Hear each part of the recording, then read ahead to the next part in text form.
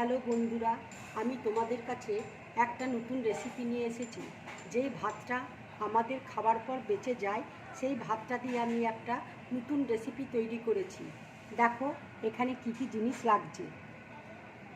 এখানে আমি ভাত নিয়েছি, এখানে সয়াবিনকে ভেজে নিয়েছি, বাদাম ভাজা রয়েছে, ক্যাপসিকাম রয়েছে, ধনে পাতা আছে, আলু কেটে রেখেছি, গাজর কেটে রেখেছি, শুকনো লঙ্কা ফোড়নের জন্য রয়েছে, বিনস কুচি করে রেখেছি, কাঁচা লঙ্কা ছিঁড়ে রেখেছি, আর ক্যাপসিকাম কুচি করে রেখেছি, আর এখানে আছে চিলি ফ্লেক্স।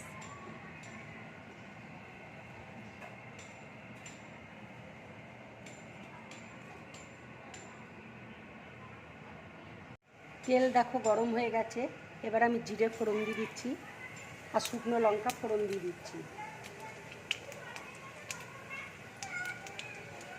জিরেটা দেখো আমার ভাজা হয়ে গেছে, এবার আমি আলুটা দিয়ে দিচ্ছি,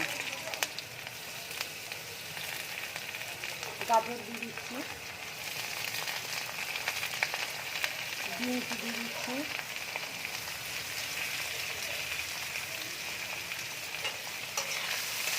দিয়ে একসাথে ভালো করে ভেজে নেব।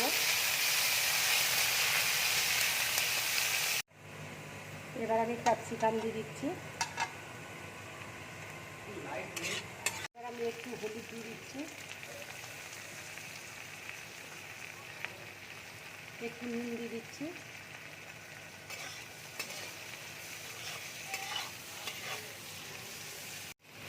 এবার কাঁচা লঙ্কাটা দিয়ে দিচ্ছি,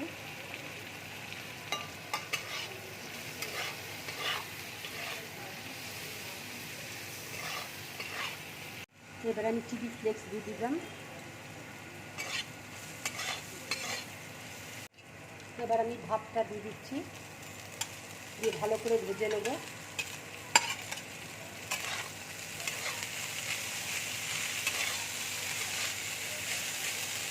বন্ধুরা আমি একটু চিনি দিয়ে দিচ্ছি,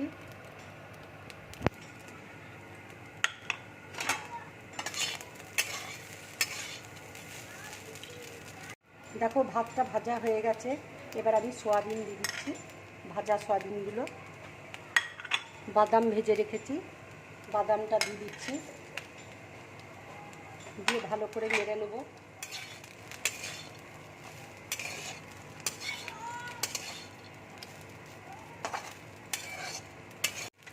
একটু ধনে পাতা দিয়ে দিচ্ছি। দেখো আমার ভাতটা হয়ে গেছে, ভাজাটা আমার হয়ে গেছে, এবার আমি প্লেটের মধ্যে তুলে দিচ্ছি।